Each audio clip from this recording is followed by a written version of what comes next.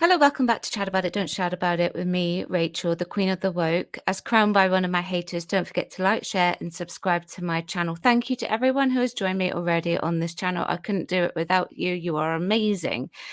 Let's talk about the overnight linear viewing figures for Doctor Who.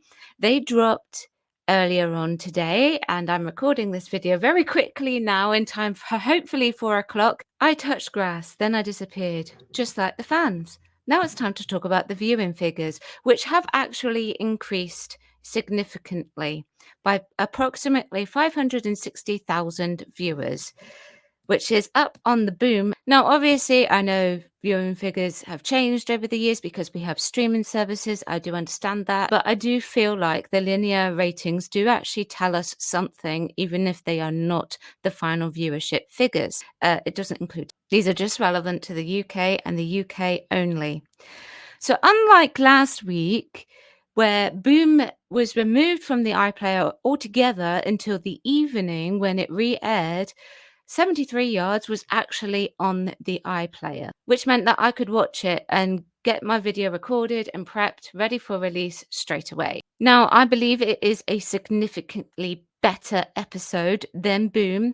Devil's Cord, Space Babies, and The Church on Ruby Road. Still not the best. Lots of plot holes.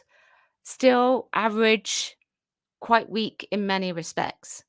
But compared to what we have had, it's definitely an improvement, and it's shown here in the viewing figures. And I said yesterday that I actually believe that this would have had to have been a word of mouth scenario where people have given it a good score and they say it is generally better. And of course, because everyone's opinions are released on Twitter in advance prior to the evening showing, people are like, well, if people are saying it's better, let's go and watch it. The weather itself was pretty standard. It wasn't raining in my area. It didn't rain until about 11 p.m. So even the weather couldn't be used as an excuse here. If people know that it's generally better, then they will tune in. Doctor Who overnight ratings confirmed for mysterious episode 73 Yards. It saw the biggest ratings so far of the season, 2.62 million viewers, 2.26 million viewers up on the current most watched episode, the season premiere, Space Babies, which was absolutely atrocious. And this is one thing that I will say, why can a man write something as atrocious as Space Babies then do something like 73 Yards? At this time of recording, of course, the viewership figures for the 7-day consolidation haven't yet been released for Boom. Its competition for that night was In for a Penny, which is reality, and Britain's Got Talent, which was also reality, and Legally Blonde 2.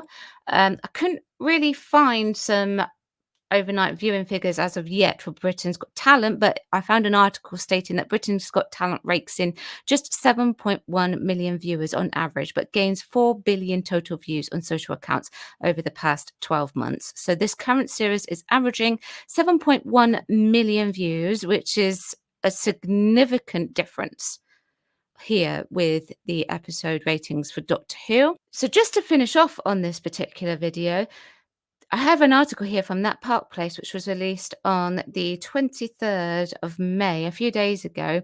News outlet decries former Doctor Who fans and attempts to gaslight them, saying they are openly misinterpreting the viewership data, which to me is absolutely rubbish. Because if you listen to what the showrunners have been saying, if you listen to what the actors have been saying, it's no wonder that people don't want to watch. And they would rather go and watch a reality show that is just for a giggle as opposed to something which people actually do take very seriously, like Doctor Who. An online news outlet, Fiction Horizon, decried former Doctor Who fans as angry and attempted to gaslight them, claiming they are openly misinterpreting viewership data.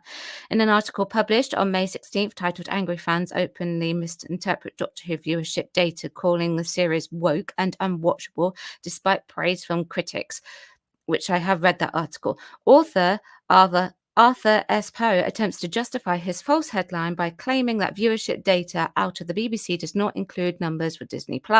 In the article, Poe admits viewership for the first 2 episodes was abysmal writing.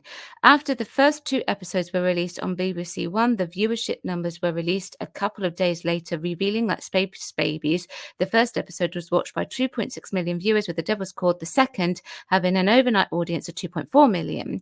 And while these numbers are certainly low, they are not complete numbers, as we are about to see. He then attempts to claim that comparing this to previous episodes of Doctor Who to these overnight numbers from BBC One is misinterpreting the data, because the show also appears on Disney Plus and BBC iPlayer. Poe writes, on the other hand, this time this series is available both on Disney Plus and BBC iPlayer for the first time, so many people had the opportunity to watch the series on these platforms. But the thing is, not many did. He then derides former fans of the show. Now, this is where it gets funny. This, of course, hasn't stopped some angry fans, mostly conservatives and anti-woke crusaders, to label the series as dead.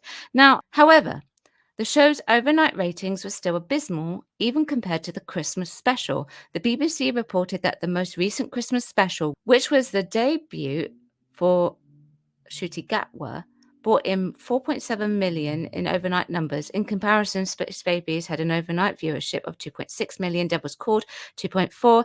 That's a nearly 50% decline from the Christmas special. That is atrocious and shows viewers are indeed abandoning the show. As far as Disney Plus numbers, the show did not chart on Samba's most streamed program for the week of the 6th to the 12th of May. The first 2 episodes debuted on May 11th. So there you go. And as you can see, it's not there. You go down. In fact, the Christmas special did not chart either. And it's not there. It also did not chart on Nielsen's streaming chart. Oh my God. Well, and that's saying something, because then you've got Bluey, which is always popular. Bluey. But you've got Aquaman, The Big Bang Theory, which is finished, Gilmore Girls, Percy Jackson, The Crown. A lot of these are old series here. Now, I do believe that this one scored higher because of the word of mouth. I genuinely believe that, because the consensus is that it was a lot better.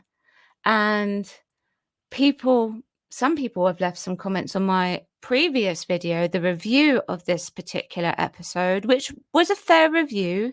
I tried to be fair, at least, that they were pleased that Ncuti wasn't in the episode. What's going on here? Why is Doctor Who having to rely on word of mouth all of a sudden? I do believe it was word of mouth, really. It was an improvement, not much of an improvement, but I think word of mouth probably really helped this particular episode, and it may also reflect in the consolidation with the iPlayer viewing figures as well.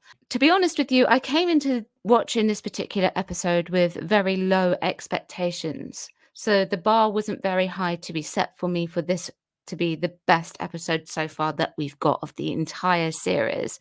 It's still average, in my opinion, but it's certainly a lot better. So hopefully the extra figures will be released, and I will have a video ready for tomorrow based on those particular figures. Chat about it, don't shout about it. Don't forget to subscribe to my channel. Thank you very much for watching, and I will see you next time. Bye bye.